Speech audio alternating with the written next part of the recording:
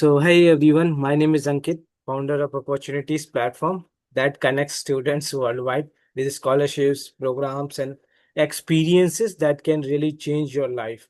Today, we are doing something you don't usually see online. We are going behind the scenes with the UWC student from Peru who is currently studying in UWC Changsu China.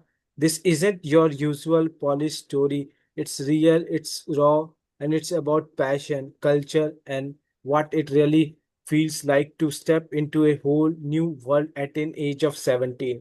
If you enjoy this conversation, like this, share, comment, and what kind of more stories you would like to bring from me. And don't forget to subscribe our channel. So, without any further ado, we can get started with our introduction with the host. Today, joining us with me is Amy. She was born in Puno, Peru. She is 17, a high school student who loves maths, coffee, and space more than just academics. She's passionate about contributing to Peru's development in those areas. She is now studying at UWC Changsu, China, and I can't wait to hear her story. Amy, let's start with something fun and personal before we dive into. You have said that you love math and space, but don't you have a long list of extracurricular activities? How do you show that your passion in your UWC application? Well, our passion for me is the most important thing. And when you really like something, your lights light up and your feelings are shown instantly in your answers. It's like you really smile when you're talking about it.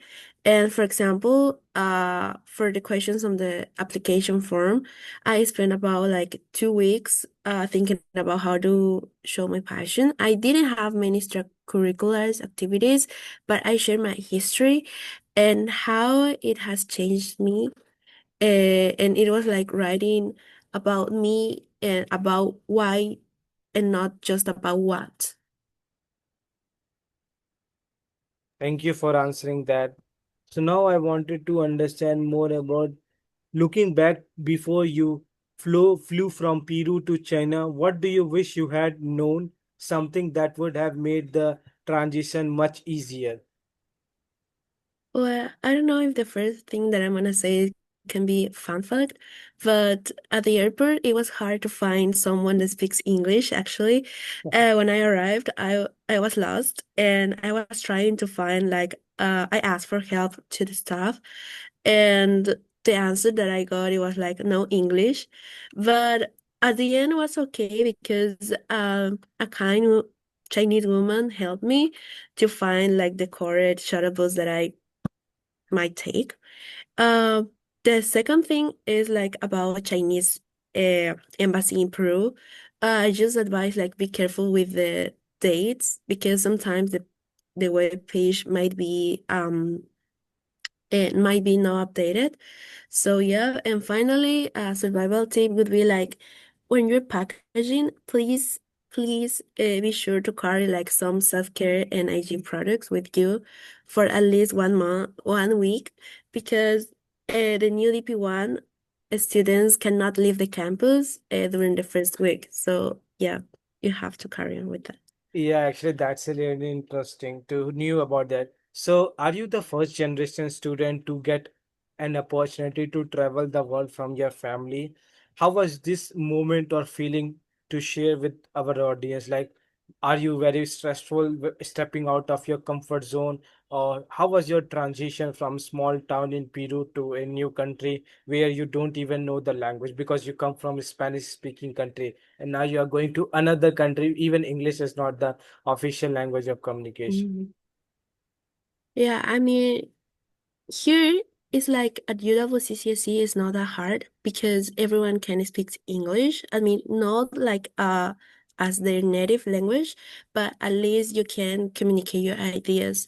But when I traveled to Shanghai like 2 days ago, it was like a little hard even to order the food because you had to use the translator.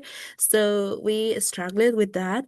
But I think that technology could help you a lot. Yeah. Yeah, actually, why don't you Mhm. have the local friend with you? Maybe that could actually help you to order things.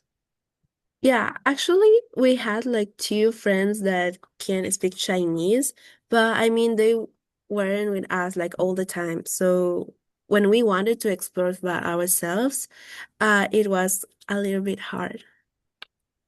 Now, coming to the most important part, like, can you remind me again, like, why did you choose UWC Changsu China?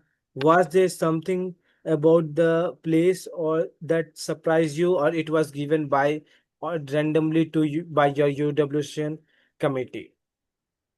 I mean, for scholarship applicants, you cannot choose the school that you want to attend, but I think the national committee knows you better than yourself, actually, because they're gonna choose your school based on your profile and your characteristics.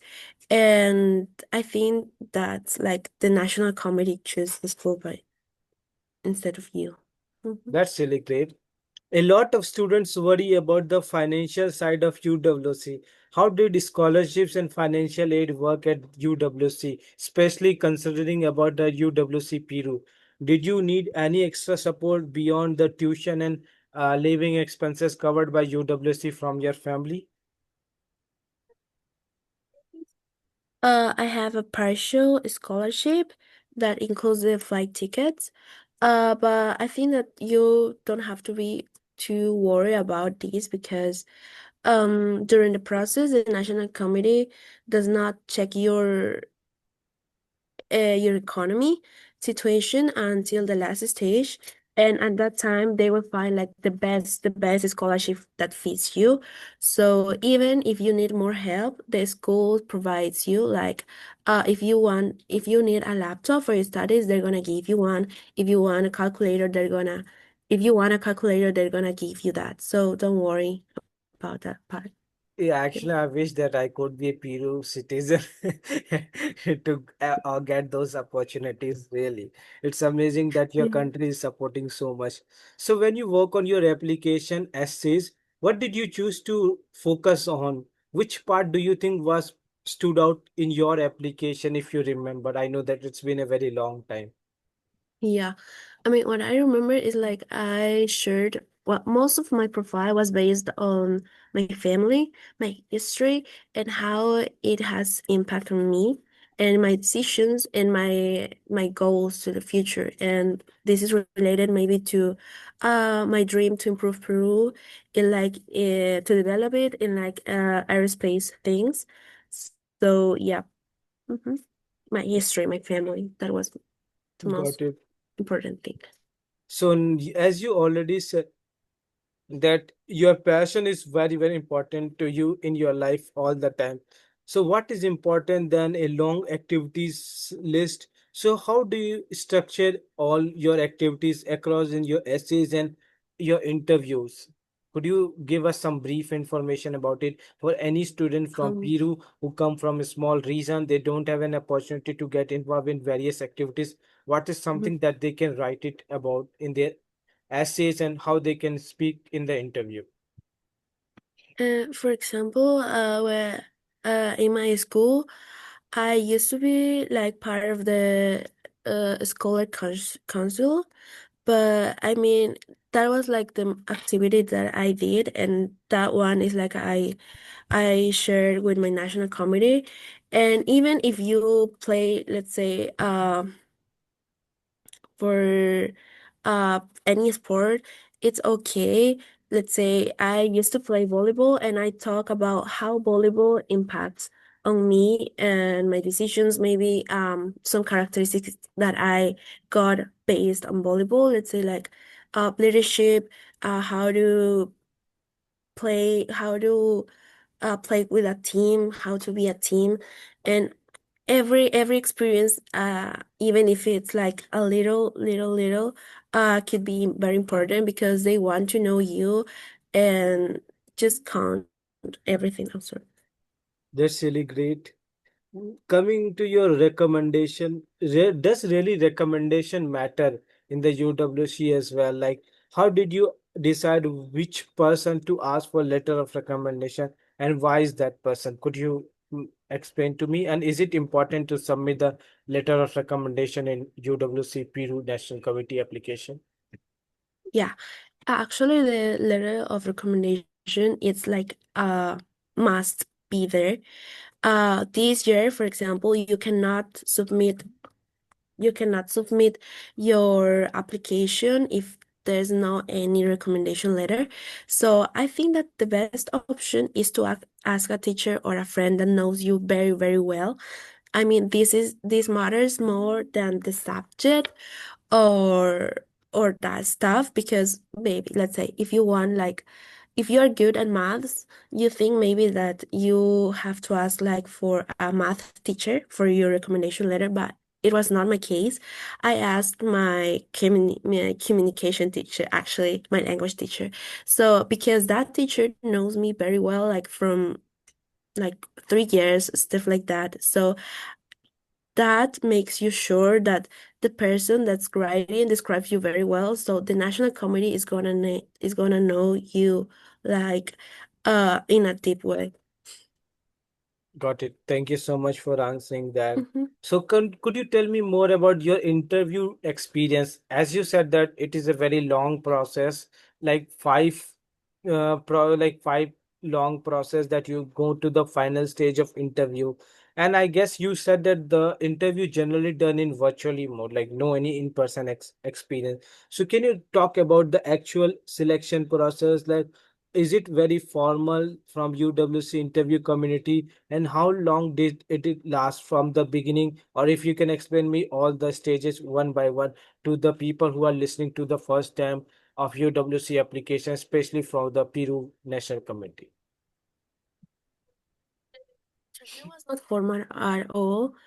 Uh, because even I didn't feel it formal because the national interviewers like were very nice people, so they weren't like in a serious mode. It was just like ta- it's not like funny mode, but it was not like formal mode.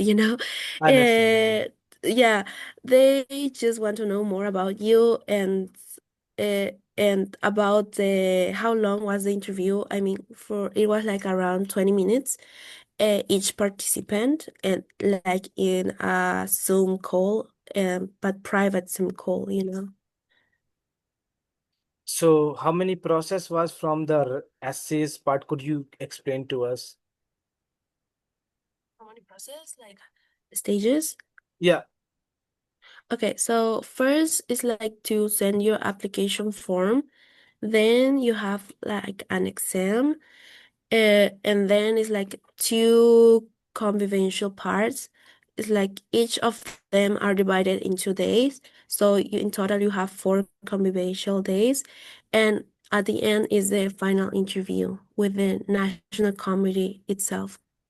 So how much time does it take? Like 2 months from the beginning of your application, right? It was like 6 months. 6 months? Yeah, it was really, really long. I think you really need to be very, very patient to Yeah. give in. Again, because in the first part of the application, if you get too much excited and end up Mm-hmm. getting rejected, it really hurts you a lot. So it's really Mm-hmm. needs you need to be very, very perseverance and confident that no, you can do it. So now coming to the part of this question that is mostly by students. So students who are very nervous, they don't speak English. I wanted to know, is the interview done in Spanish language? Any tips how to deal with the interview stress or how to convey our thoughts or ideas with the admission committee more effectively for those whose English is not the language of communication first? The interview is in Spanish, so don't worry about it. All the process is in Spanish. And if you feel nervous, I mean, it's normal to feel nervous. You can't stop feeling it, but you can control it. And I used to take like deep breath and start thinking about that things were going to be okay. And if I am doing this is because something it's like it's my dream. So I used to think on that. And well, I had a strategy after the interview. I used to spend time with my family, like uh went to eat some delicious stuff because I miss so much Peruvian food. And so I was like eating a lot of Peruvian food there. So it makes me like feel relaxed after the interview. Now you have been living in the UWC campus. So how was your shift from Peruvian culture to culture in China? So how are the rooms assigned and all? What was your roommate situation? Like, do you get senior roommate in your room, or how does the living like accommodation generally work in UWC campus when you step to the first time? So at UWC, CSC, you have around 11 or 12 houses. Each house is special, and my house is Ruka. It's like the building, the floor is one house. And you have two options: stay in a dorm of 4 or 5 people, and you cannot choose which is going to be your dorm or your house. Usually the school puts you like with students from different countries and backgrounds and different years. For example, in my room we have like two DP2s and and the rest is like DP1s. So in that way you are like you experience all the UWC itself. And well, an important advice for that part is like to make your rules with your roommates because you're gonna spend all the year with them. So it's like to make sure that you are gonna enjoy it. Yeah, actually, it's important to Mhm. be surrounded with a group of people and also know your boundaries and respect them because you are living together with a group of people. So you cannot just think like it's my own house. I can do whatever I want, staying late, Yeah. waking up late morning and all, like listening music in loud voice. That is very, very important to know the rules and regulations. So, could you tell us about the campus? Like, which part of the China is the campus based at in UWC Changsu? And what is the special about this campus since you have been living there for a few weeks now? So the part that was China I traditional can't hear China you. is oh, can you hear me now? Hello? Hello? Hello? No, by the Yeah. way. Okay, okay. I got stressed.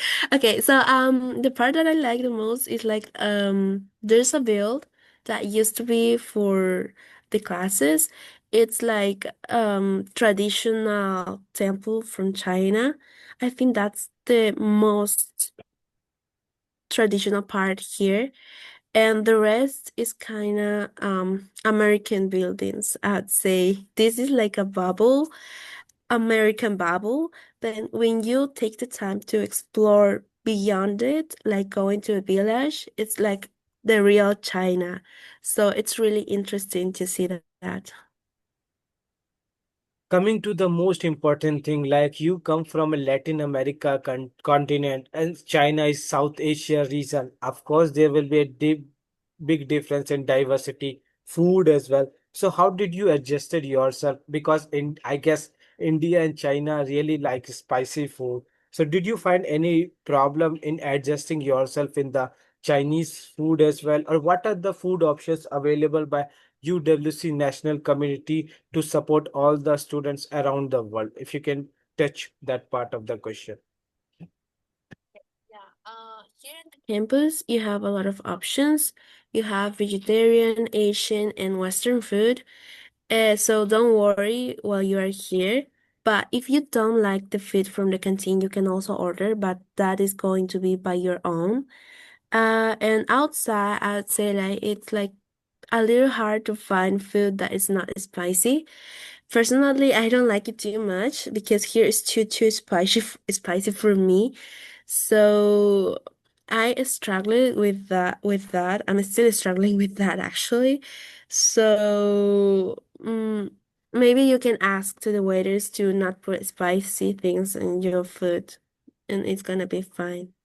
Are you allowed to cook the food on the houses or not? Since if No, you, oh. we are not allowed to cook. For that, we have like an international cook kitchen, but here we can't because might be quite dangerous from that experiences. Yeah. And also you're very busy with your classes. Now coming to the Mm. important part, how does a typical day look like as a student? What time do you guys wake up? What time do you guys go to sleep? Or how is the schedule in a single day look like in a week? What is the most busiest day? Once your class over, what do you guys do? If you can just share your one day experience in UWC.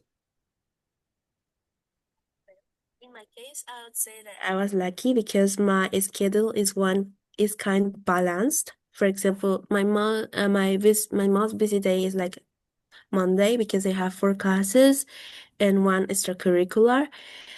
Uh, but for example, I have like a classmate which has like five classes in a day and one extracurricular, I guess, which is crazy because in that day you don't have like the time to take a nap or stuff like that because you have to do assignments for the next day.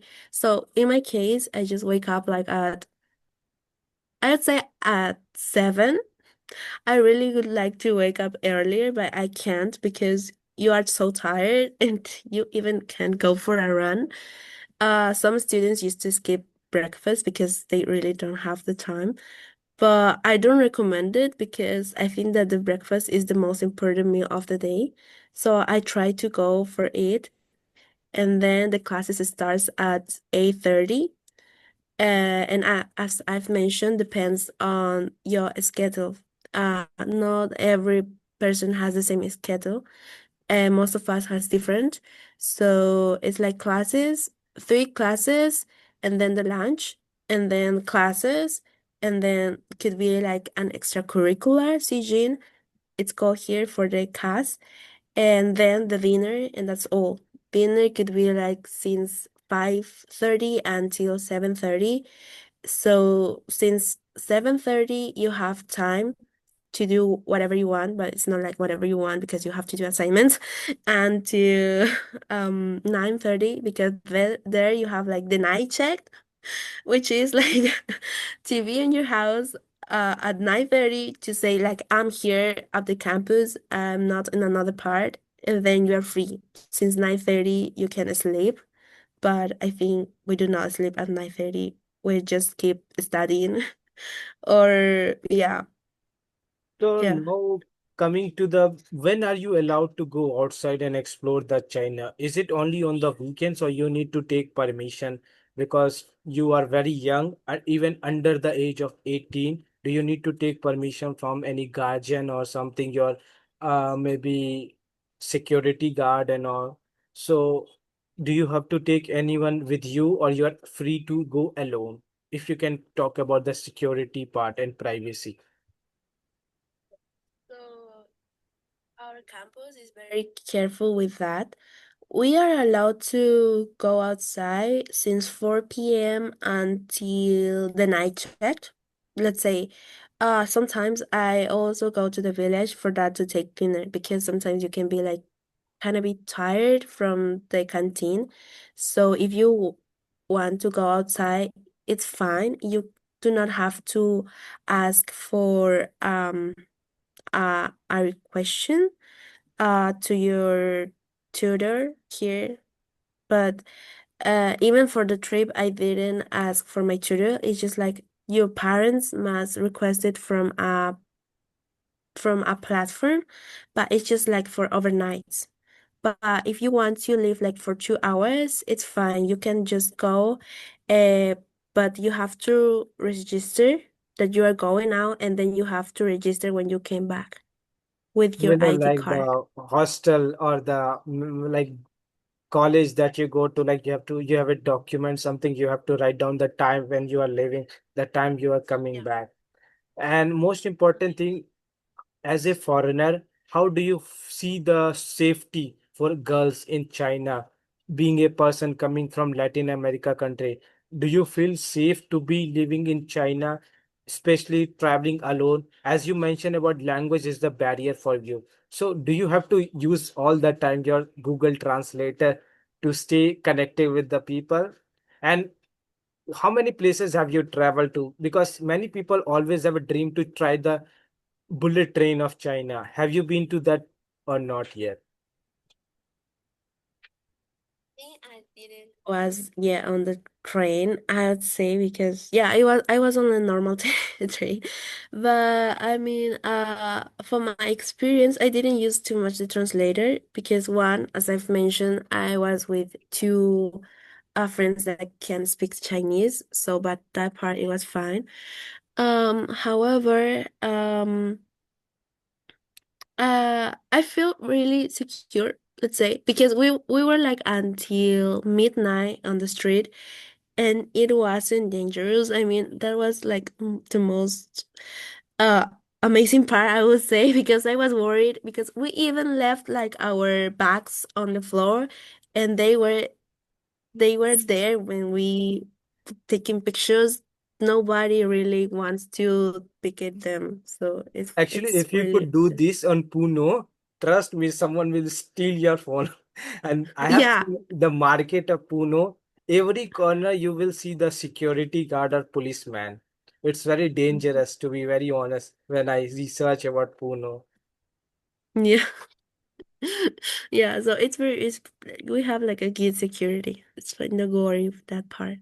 Got it. So how do you call your parents? Like some students are bit of concern that do you have to buy the international calling or you can do it from WhatsApp call? Because the problem is I have heard about WhatsApp, Instagram doesn't work in China because they have different apps in their own country. So how do you connect with your family?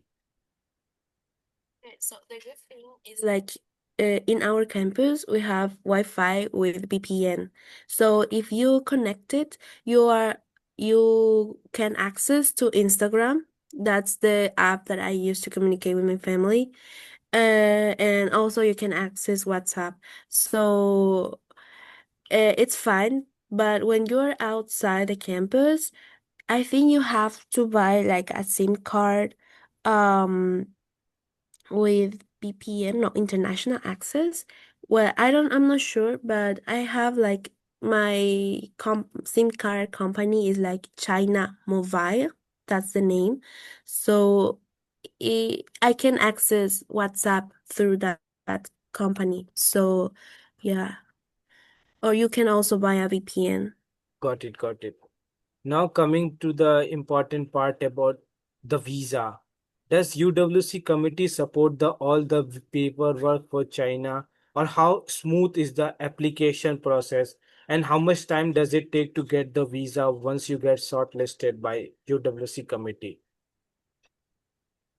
Um, my school, right? China school. Okay. They were Sorry, could very you support. pass your mic? Okay. Yeah. The campus, the school itself, it was really supportive because they sent every document that I need to apply for the visa. But the problem was like it took a long time to receive it. Let's say it was 1 month per document, but it's understandable because they are also looking for another 200 students. So it might take a little time, but they're gonna be with you at the end for the visa. So yeah, it's okay. Got it. So, how was your transition experience traveling for the first time in the flight, going international? Did you get any support or any maybe your friends traveling along with you from Peru to China? Or how was your experience like traveling, changing the flights from another city to another country? How did you keep yourself motivated and feeling not nervous or stressful because you are going to miss your family? You are staying for 2 years to another country, and I don't know how frequently you are allowed to go to your home because again, you are also living very, very far from your country. Like I think 17 to 18 hours, right? Long distance flight. Yes. So, um, I didn't travel alone at If you all. could, Mike. I I didn't travel alone at all. For the first until the first transfer, I traveled with Gabriela. That's another Peruvian here.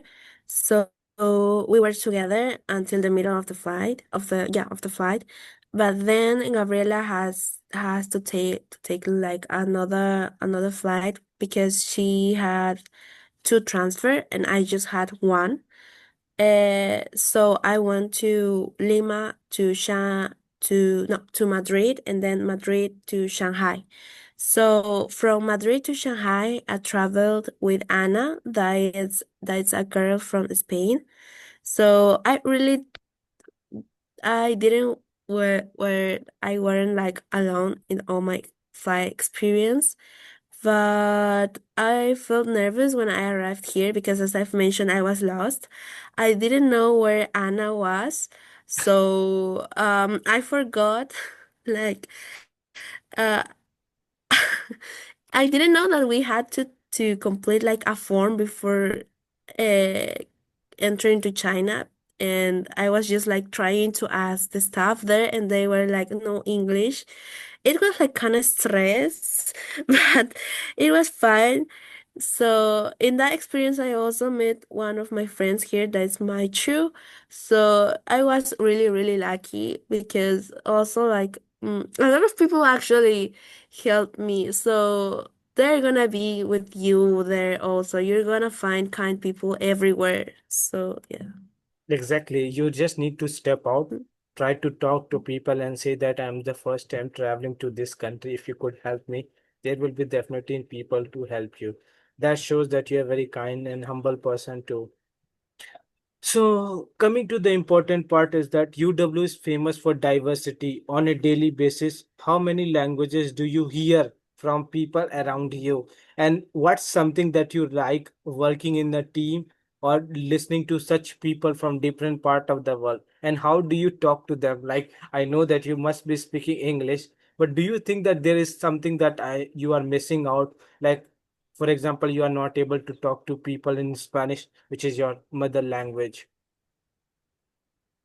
So, about how many languages that I hear in a day is like around the average is five. For example, my friend from Laos speaks Lao. My friend from Vietnam speaks Vietnamese. I speak Spanish in my class. And I also am taking French ab initio and also Chinese every day, like everywhere it's there. And obviously English. So there are days that I heard more languages, like from my roommate, she's from Ghana, or yeah, so it's fine. You really have like a lot of languages, which is kind of interesting because you can learn like short phrases, and yeah, you can be like if you enjoy it, you're gonna be fine. That's really good. So now coming to the important part of the end of this interview, how someone can prepare themselves for the UWC Peruvian application. Any blogs, any videos or articles to check out, or any groups that they can be a part of to get connected with other fellow Peruvian students, or how to write down the essays and prepare for interview. I know that you did everything by yourself, but again, some people, students who are not very confident enough, they need some support. So where they can ask support, if you know anything in Peru country, there's something that they can support. Okay, so for the exam, uh, it wasn't like a different level, let's say. The national committee makes sure that everyone can do the exam because it's like a standard for the Peruvian education. So you must not be like, don't be so stressed about that part. For the interviews, I used to search on YouTube like UWC tips, and then it could be like a lot of videos there, and I watch every single video. I do not remember the names of the vlogs, but it's like every vlog says something similar. Let's say like an advice, be yourself. And I was like hated of that response because it was like didn't say too much for me, but now it's like the key. It's like the those words are the key to get into UWC. Just be yourself, and every video is gonna say you that, tell you that. So it's fine. And also, alumni groups, maybe like our generation in the last year, they were a group that teach us like different subjects. Let's say if you do not really know how to write an essay, they used to make like classes, and then there was like one applicant student like they was teaching you how to write an essay. So maybe this year they're gonna do like a thing like that. So be aware of the WhatsApp group, and they're gonna be there for you. Got it. So now the people who are watching to you, who are listening to your story, they must be really proud of you. I myself very grateful to connected with you, Amy. So I wanted to ask you, what is the one message or feedback that you wanted to give all the Peruvian students, no matter whether they are applying to UWC or they are very, very stressful in their life that they are not able to travel the world, not able to get the success in their life. What is the message or conversation that you wanted to share with them? You can share it in Spanish so that they can better understand. So, bueno, lo que les recomendaría es que sean ustedes mismos, como ya dije durante toda la entrevista, aunque tal vez no se haya entendido por mi inglés, pero realmente disfruten el proceso porque van a conocer a personas maravillosas y de las que van a también a aprender. No tengan miedo a expresarse ustedes mismos porque eso es realmente lo que cuenta. Si su opinión difiere de los demás, eso es lo que realmente va a importar porque eres tú. Y si también te dicen o te critican por tus sueños, digamos, piensa que no serás capaz de lograrlos, que no te importe, porque al final es tu vida y tú tienes que tomar las decisiones. Así que si necesitan también apoyo, yo voy a estar ahí. Contáctenme por Instagram, que yo siempre estoy ahí porque tengo que mandarle mi mensaje diario a mi mamá, pero igual voy a estar ahí para ayudarlos siempre y cuando la necesiten. Thank you so much. It Okay. was really Yeah. nice meeting you today. Thank you so much, your Amy, for your time. It was great meeting you. Thank you for your. I hope that you have a great time in